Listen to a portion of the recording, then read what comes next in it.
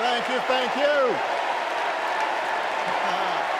Thank you, everybody. Thank you.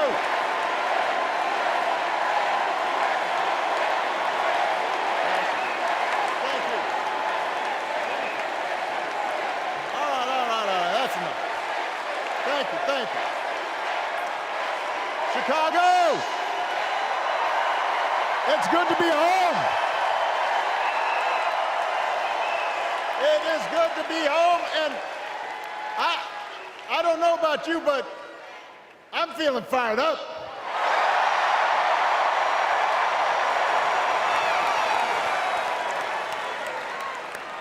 I am feeling ready to go.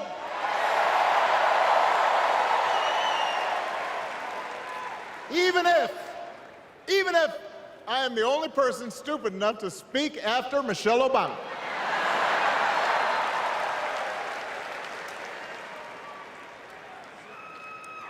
I am feeling hopeful because this convention has always been pretty good to kids with funny names who believe in a country where anything is possible.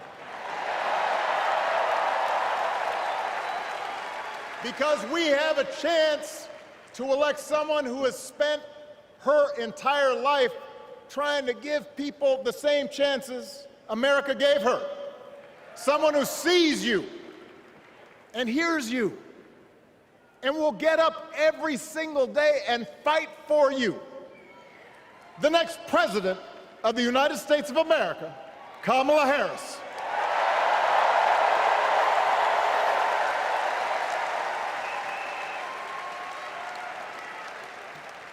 It's been 16 years since I had the honor of accepting this party's nomination for president.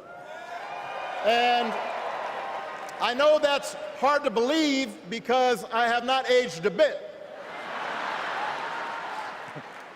But it's true. And looking back, I can say without question that my first big decision as your nominee turned out to be one of my best. And that was asking Joe Biden to serve by my side as vice president.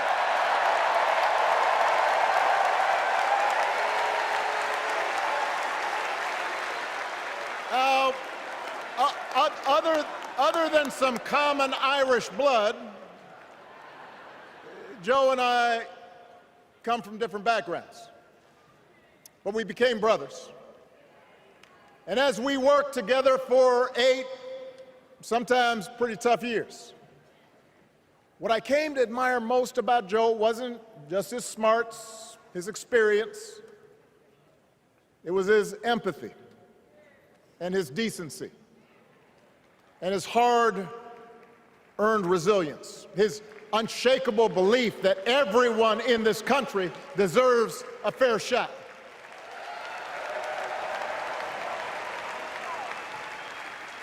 And over the last 4 years, those are the values America has needed most.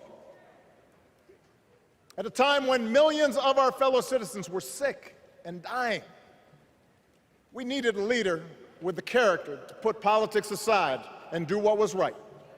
At a time when our economy was reeling, we needed a leader with the determination to drive what would become the world's strongest recovery.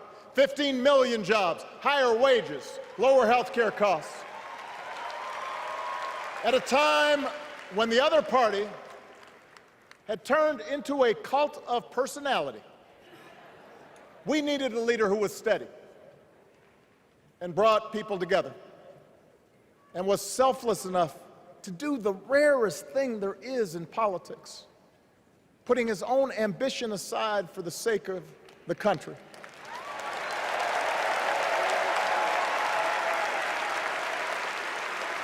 History will remember Joe Biden as an outstanding president who defended democracy at a moment of great danger. And I am proud to call him my president, but I am even prouder to call him my friend.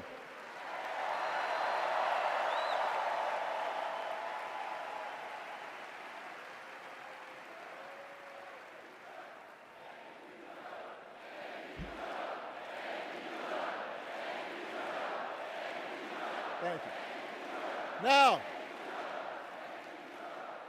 the torch has been passed. Now it is up to all of us to fight for the America we believe in. And make no mistake, it will be a fight. For all the incredible energy we've been able to generate over the last few weeks, for all the rallies and the memes, this will still be a tight race in a closely divided country. A country where too many Americans are still struggling. Where a lot of Americans don't believe government can help. And as we gather here tonight, the people who will decide this election are asking a very simple question. Who will fight for me? Who's thinking about my future, about my children's future, about our future together? One thing is for certain, Donald Trump is not losing sleep over that question.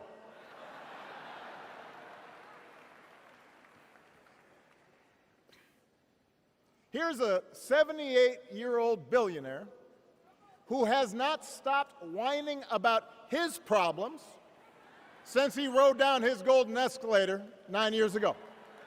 It has been a constant stream of gripes and grievances that's actually been getting worse now that he's afraid of losing to Kamala. There's the childish nicknames, the crazy conspiracy theories, this weird obsession with crowd sizes.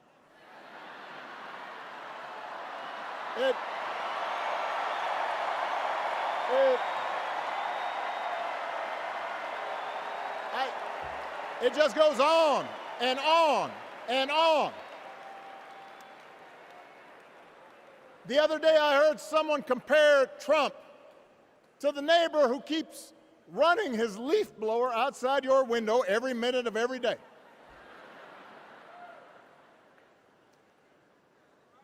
Now, from a neighbor, that's exhausting. From a president,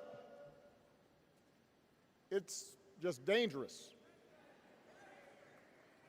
The truth is, Donald Trump sees power as nothing more than it means to his ends.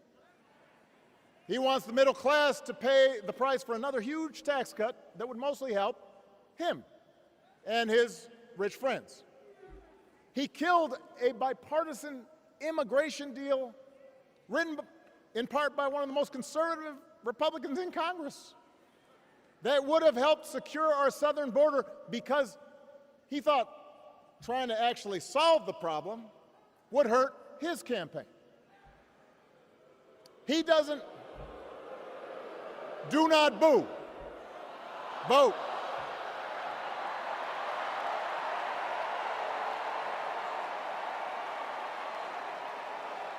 He doesn't seem to care if more women lose their reproductive freedom since it won't affect his life. And most of all, Donald Trump wants us to think that this country is hopelessly divided between us and them, between the real Americans, who of course support him, and the outsiders who don't.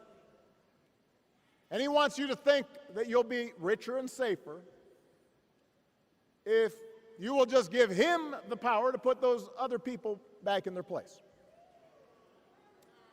It is one of the oldest tricks in politics from a guy whose act has, let's face it, gotten pretty stale. We do not need 4 more years of bluster and bumbling and chaos. We have seen that movie before, and we all know that the sequel is usually worse.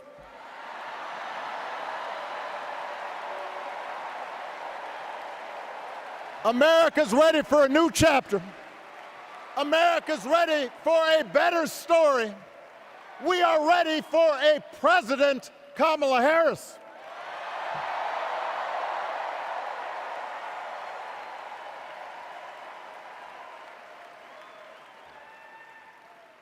And Kamala Harris is ready for the job.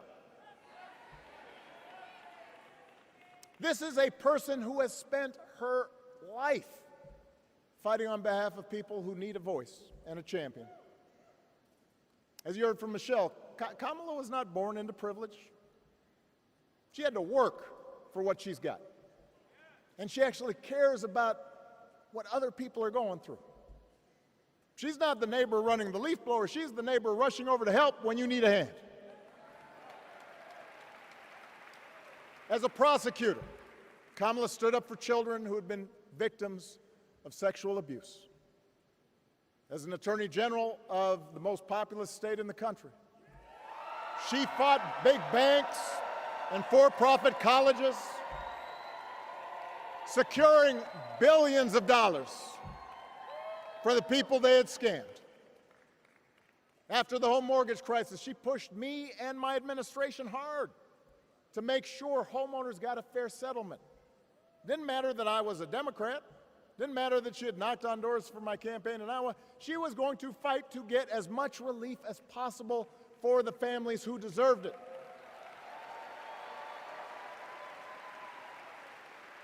As vice president, she helped take on the drug companies to cap the cost of insulin, lower the cost of health care, give families with kids a tax cut.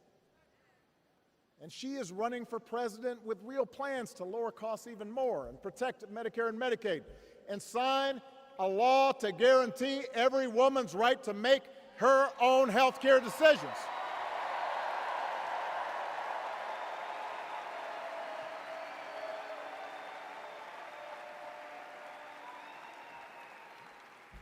In other words, Kamala Harris won't be focused on her problems. She'll be focused on yours. As president, she won't just cater to her own supporters and punish those who refuse to kiss the ring or bend the knee. She'll work on behalf of every American. That's who Kamala is. And in the White House, she will have an outstanding partner in Governor Tim Walz.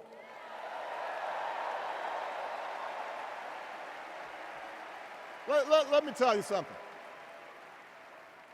Let me tell you something.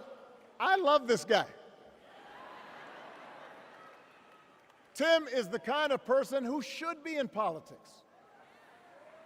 Born in a small town, served his country, taught kids, coached football, took care of his neighbors. He knows who he is, and he knows what's important. You can tell those flannel shirts he wears don't come from some political consultant. They come from his closet, and they have been through some stuff.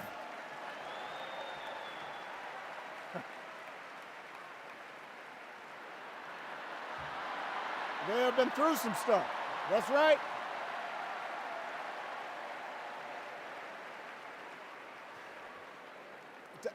Together, Kamala and Tim have kept faith with America's central story. A story that says we are all created equal.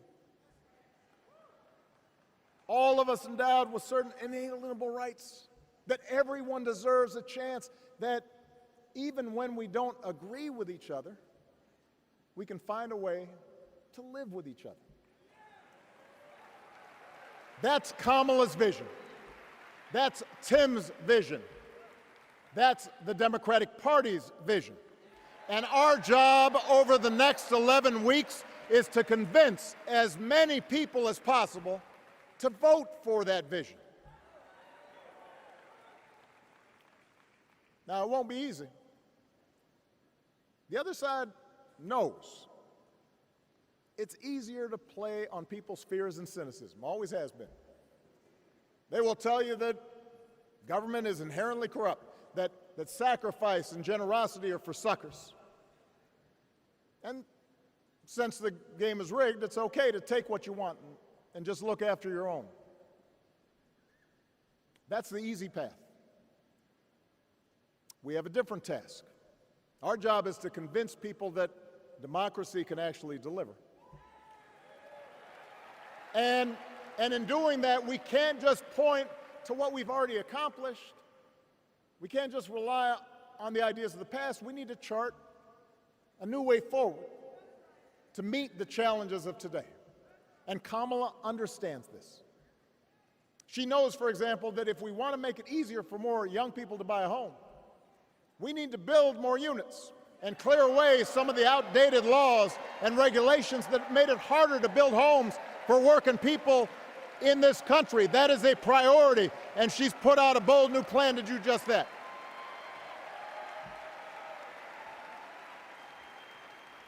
On health care, we should all be proud of the enormous progress that we've made through the Affordable Care Act, providing millions of people access to affordable coverage, protecting millions more from unscrupulous insurance practices. I noticed, by the way, that since it's become popular, they don't call it Obamacare no more.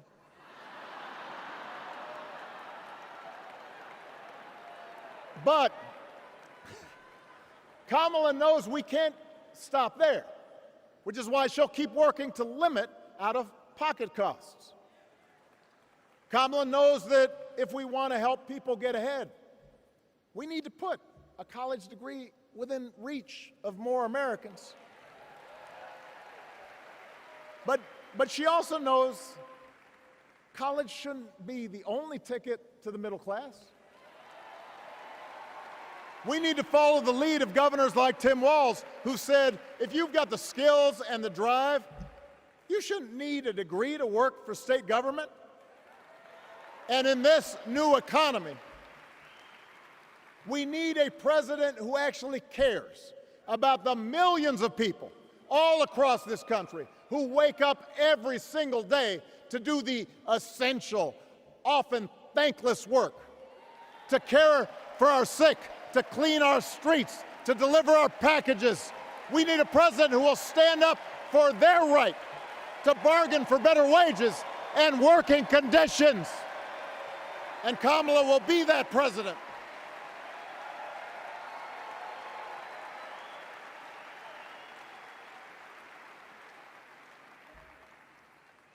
Yes, she can.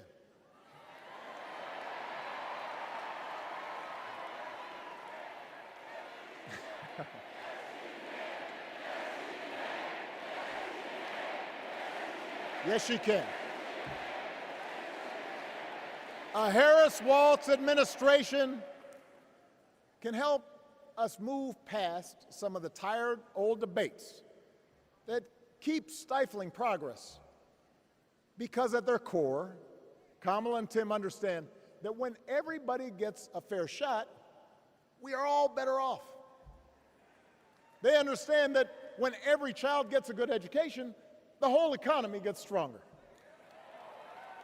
When women are paid the same as men for doing the same job, all families benefit.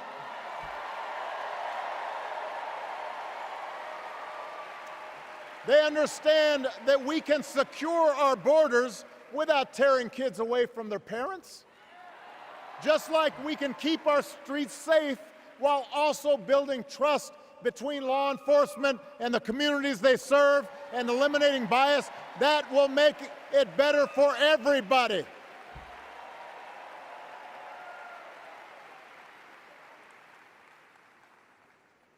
Donald Trump and his well-heeled donors, they don't see the world that way. For them, one group's gains is necessarily another group's loss.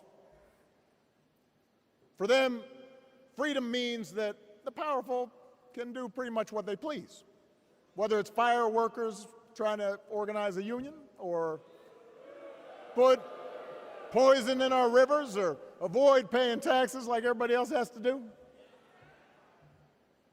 Well, we have a broader idea of freedom. We believe in the freedom to provide for your family if you're willing to work hard. The freedom to breathe clean air and drink clean water and send your kids to school without worrying if they'll come home.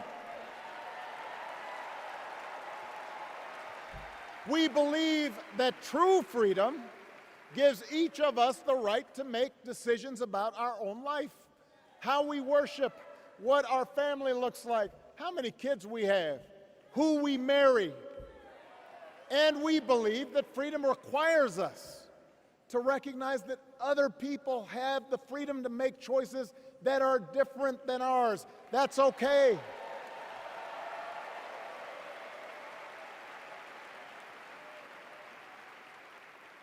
That's the America Kamala Harris and Tim Walz believe in.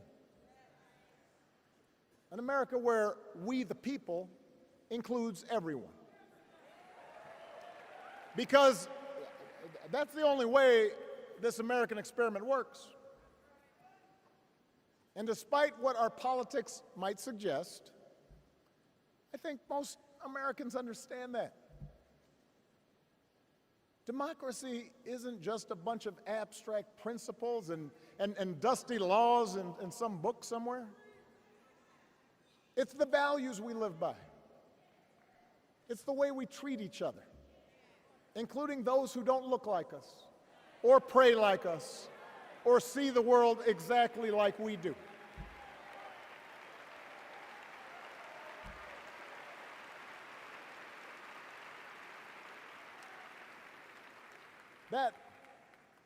That sense of mutual respect has to be part of our message.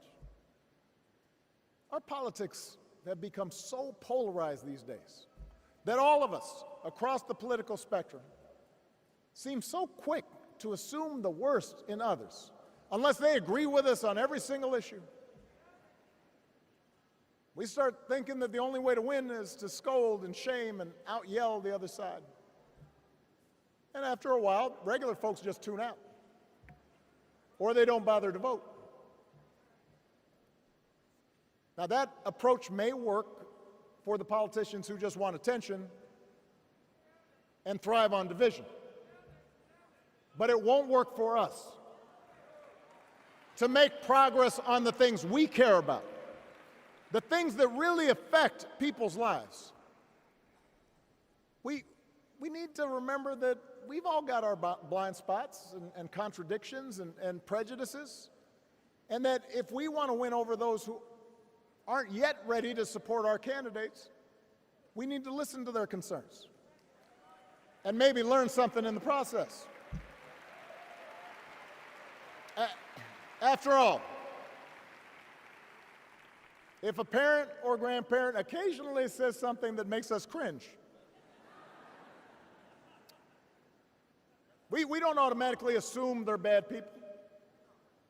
We recognize that the world is moving fast, that they need time and maybe a little encouragement to catch up. Our fellow citizens deserve the same grace we hope they'll extend to us.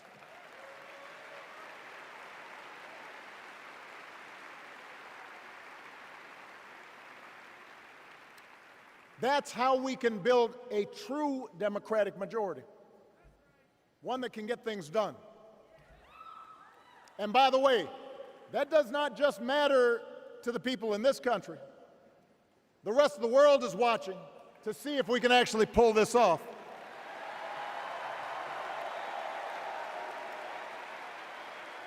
No nation, no society has ever tried to build a democracy as big and as diverse as ours before. One that includes people that over decades have come from every corner of the globe. One where our allegiances and our community are defined not by race or blood, but by a common creed. And that's why when we uphold our values, the world's a little brighter. When we don't, the world's a little dimmer, and dictators and autocrats feel emboldened. And over time, we become less safe. We shouldn't be the world's policemen, and we can't eradicate every cruelty and injustice in the world. But America can be and must be a force for good, discouraging conflict, fighting disease, promoting human rights, protecting the planet from climate change, defending freedom, brokering peace, That's what Kamala Harris believes, and so do most Americans.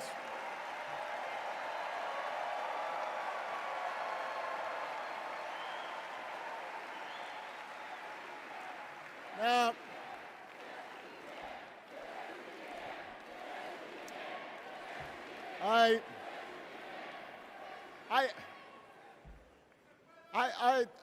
I know these ideas can feel pretty naive right now.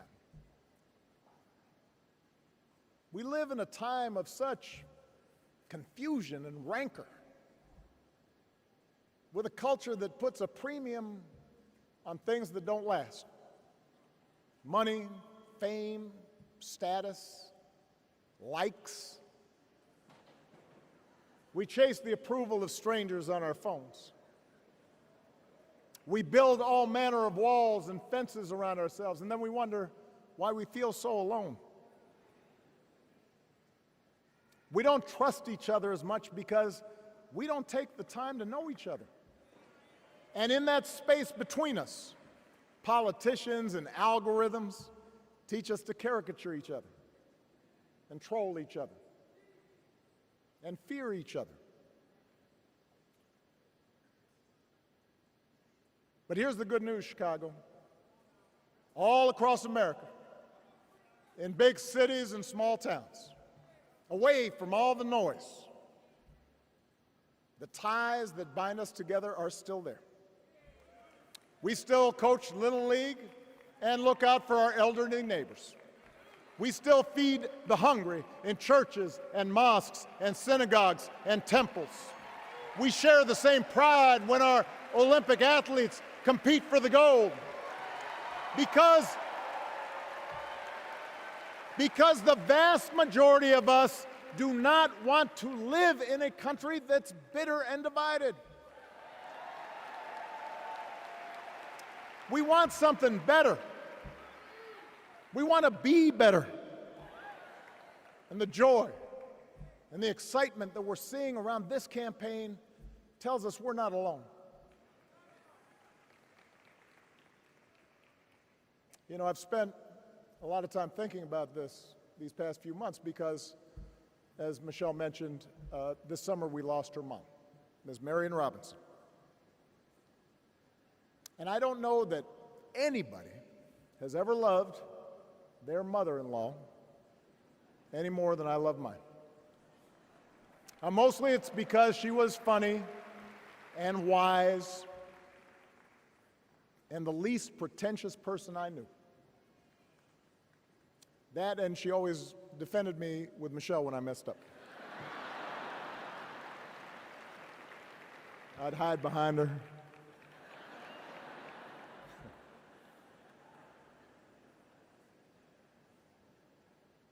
But I also think one of the reasons Mary and I became so close was she reminded me of my grandmother, the woman who helped raise me as a child.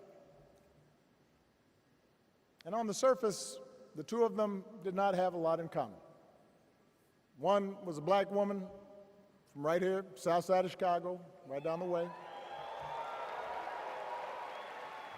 Went to Englewood High School.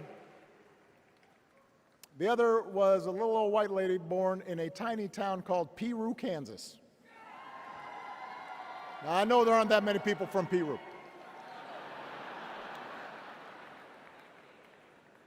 And yet they shared a basic outlook on life. They were strong, smart, resourceful women, full of common sense, who, regardless of the barriers they encountered, and women growing up in the 40s and 50s and 60s, they encountered barriers. They still went about their business without fuss or complaint and provided an unshakable foundation of love for their children and their grandchildren. In that sense, they both represented an entire generation of working people who, through war and depression, discrimination and limited opportunity, helped build this country. A lot of them toiled every day at jobs that were often too small for them. and didn't pay a lot. They willingly went without just to keep a roof over their families' heads, just to give their children something better. But they knew what was true. They knew what mattered. Things like honesty and integrity, kindness and hard work. They weren't impressed with braggarts or bullies. They didn't think putting other people down lifted you up or made you strong. They didn't spend a lot of time obsessing about what they didn't have. Instead, they appreciated what they did. They found pleasure in simple things. A card game with friends, a good meal, and laughter around the kitchen table. Helping others. And most of all, seeing their children do things and go places that they would have never imagined for themselves.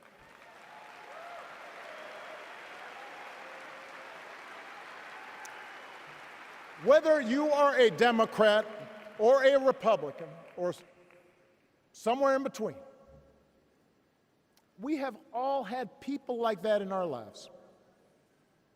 People like Kamala's parents, who crossed oceans because they believed in the promise of America. People like Tim's parents, who taught him about the importance of service. Good, hard-working people who weren't famous or powerful, but who managed in countless ways to leave this country just a little bit better than they found it. As much as any policy or program, I believe that's what we yearn for. A return to an America where we work together and look out for each other. A restoration of what Lincoln called, on the eve of Civil War, our bonds of affection. An America that taps what he called the better angels of our nature. That is what this election is about. And I believe that's why if we each do our part over the next 77 days, if we knock on doors, if we make phone calls, if we talk to our friends, if we listen to our neighbors, if we work like we've never worked before, if we hold firm to our convictions, we will elect Kamala Harris as the next President of the United States, and Tim Walz as the next Vice President of the United States. We will elect leaders up and down the ballot who will fight for the hopeful, forward-looking America we all believe in, and together we too will build a country that is more secure and more just, more equal, and more free. So let's get to work. God bless you. And God bless the United States of America. Come on.